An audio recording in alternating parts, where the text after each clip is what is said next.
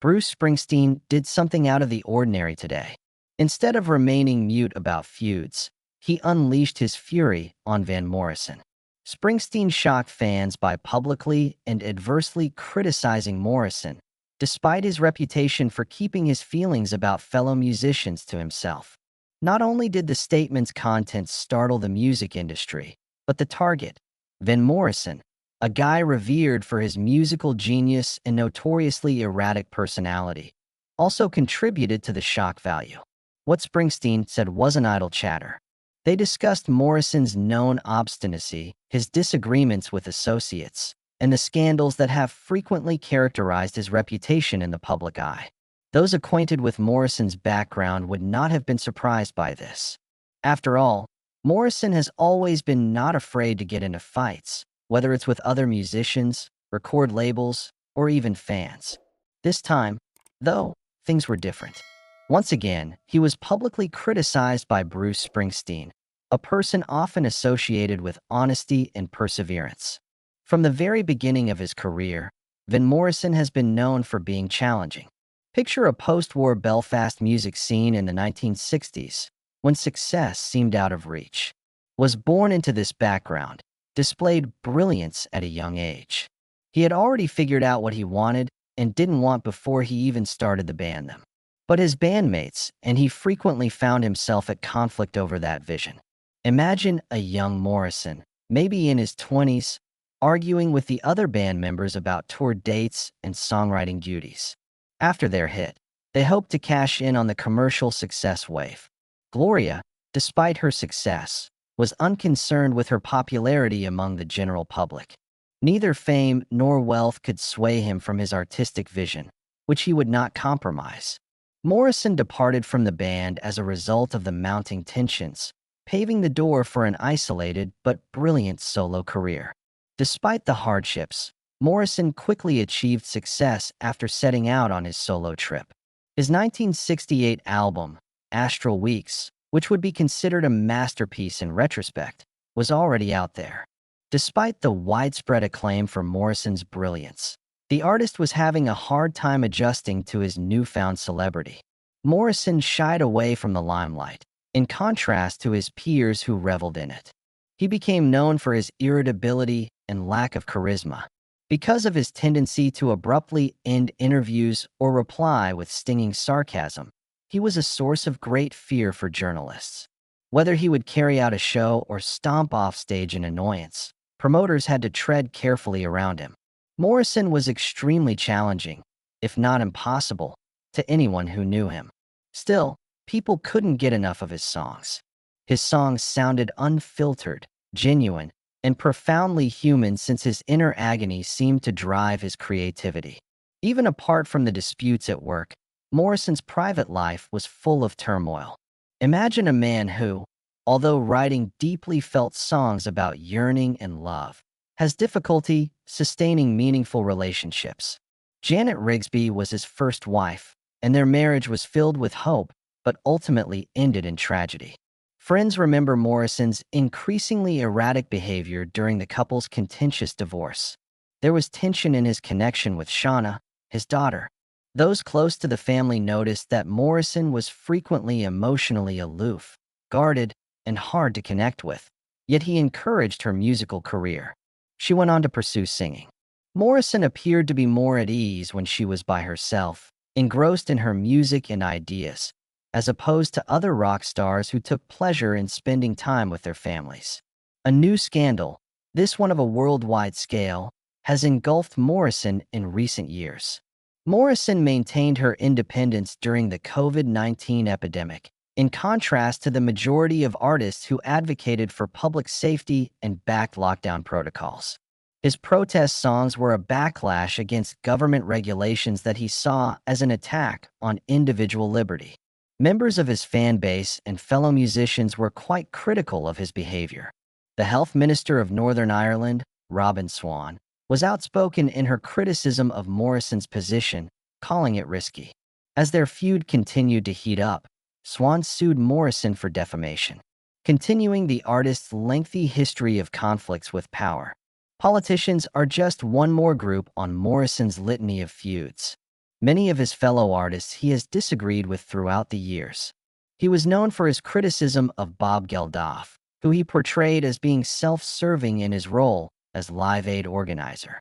Additionally, he attacked Bono, saying that the rock star cares more about his political activities than his music. Morrison was so brilliant but unpredictable that even Morrison's longtime partner Eric Clapton alluded at his challenging temperament. Even though he was quite talented, these feuds showed that he enjoyed fighting more than playing the game. It wasn't good enough for Morrison to just be correct. He had to be amazing. He frequently found himself at conflict with those around him due to this urge. The influence that Van Morrison had on music cannot be denied, regardless of the disputes, disagreements, and personal hardships that she endured. He has put out more than 40 albums. A number of them are regarded as timeless classics. His skill in fusing blues, jazz, folk, and rock has been an inspiration to many musicians. Still, his legacy is paradoxical, spanning artists like Bruce Springsteen and Ed Sheeran. Imagine a man whose music has the power to unite people, yet whose charisma causes them to often feel far from him. A man who could compose timeless love songs, yet failed miserably at sustaining meaningful relationships in his own life. A man who longs for freedom but appears to despise the alone that comes with it. Bruce Springsteen's comments have reignited the age-old discussion about Van Morrison's mysterious image. But one thing is becoming crystal clear. It is impossible to simplify Morrison's story. Imagine a man whose soulful, aged voice has reached millions, but whose behavior has frequently alienated those closest to him. Instead of being a story of a rock star enjoying the spotlight, his is a tragic narrative of artistic glory overshadowed by personal tragedy, of genius tainted by bitterness. He is a man who consistently bestowed world-class works upon humanity while appearing to want little in return. Apart from his ferociously protected independence, Van Morrison is defined by his contradictions. His music frequently evokes feelings of vulnerability, longing, and connection. However, the one responsible for those songs is still evasive, cold, and even violent at times. How is it that someone whose writing evokes such profound feelings finds it so difficult to be empathetic in person? Morrison is divisive because of the conflict that exists between his artistic vision and his personality. There is at least one reviewer who finds him cold, rude, and unbearably tough for every fan who thinks he's a musical genius. However, maybe that's the allure. Envision a man who is completely immersed in his work, receiving enthusiastic plaudits from all around, but who is also eternally yearning for an elusive, unexplainable force. It was never about winning over the people for Morrison. In contrast to many of his peers, he never actively sought fame. He was as if he were a being in his own universe, propelled by an unyielding internal compass that directed solely toward genuineness. However, Morrison has paid a heavy price for being truthful, which is not always easy to do. Morrison has made tremendous strides in the music industry, but he has also frequently seemed like an outsider there, despite his many accomplishments. Morrison stayed on the periphery, afraid of entanglements and uninterested in praise, while other rock icons formed strong bonds, collaborated enthusiastically, and delighted in their roles as cultural icons. Consider all the nominations he has received for various accolades, and how underwhelming his personal acceptance of each has been. Despite the inherent difficulty of his work, he appears to feel uneasy about public acclaim. Despite his obstinacy and seclusion, the allure of Van Morrison's narrative is undeniable. Beyond his musical abilities, he embodies the very essence of paradox. There were epochs in his career when his brilliance was on full display, and there were other times when his stubbornness overshadowed his accomplishments. His music is as multifaceted, intricate, and difficult to classify as his life is. Similar to his life, his compositions frequently conclude with lingering notes and unresolved chords that leave listeners and himself wanting more. Maybe that's the secret to Van Morrison's allure. There are sharp turns and unresolved tensions throughout his journey, rather than smooth arcs and pleasant endings. He is a man who defies categorization and an artist who defies expectations at all times. He will always be there, no matter how you feel about him. As long as there is music to make people feel something, and as long as artists challenge convention and create something new, his tale, full of harmony and discord and unwavering passion, will be captivating.